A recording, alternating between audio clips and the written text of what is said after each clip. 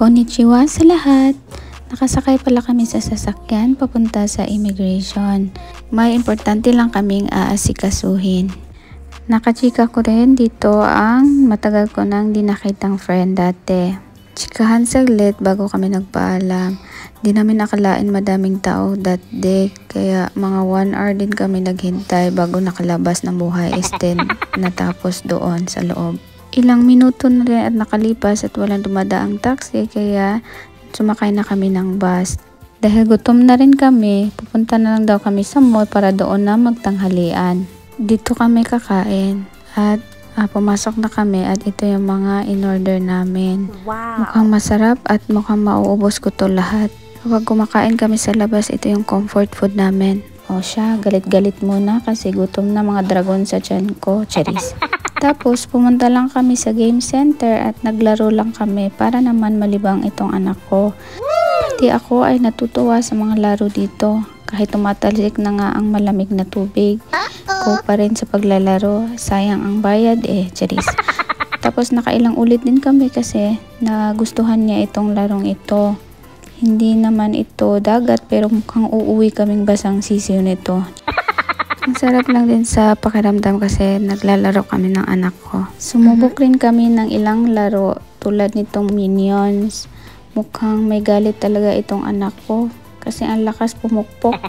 Sige lang, para pag uwi tulog ka agad dahil sa pagod. Iba-iba at nakailang ulit din kami sa paglalaro nito. Yes. Kakangalay nga lang sa kamay pero nag-enjoy naman kami. Magandang ehersisyo ito at pampatunaw ng kinain. Okay lang, sobrang nag-enjoy naman siya at aliw, kaya for the go at support lang akong mami sa gilid. Let's go. Parang walang kapaguran tong anak ko. Kahit pag uwi namin nito sa bahay, nako, maligalig pa rin to malamang. Pero okay na rin to kaysa sakitin. Mas mag-aalala ka nun everyday. Yes. Si Aling maliit na pagod na at nakiupo na lang dito sa malaking teddy bear na may cute din at huggable na maliit na teddy bear na kasama. Wow. Sabi ko picturean ko siya, todo post naman din siya. Feel na feel mo girl At napadaan kami dito sa paborito niyang ice cream store na Baskin Robbins. Gusto daw niya ng ice cream. At bumili na rin kami, pati ako syempre. Pampatanggal pagod. Ang tagal niya nga makapili. Gusto niya ata bilhin lahat. Kaso di naman niya mauubos yan. Kaya ito lang, swak na yan. Wow! Napakabagal niyang kumain pero ubos niya yan palagi.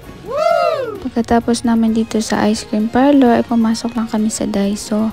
May gusto kasi akong bilhin last time na wala doon sa pinuntahan namin. Yes. Bumili na rin kami sa H&M. O siya, hanggang dito na lang. Salamat sa panonood. Matane!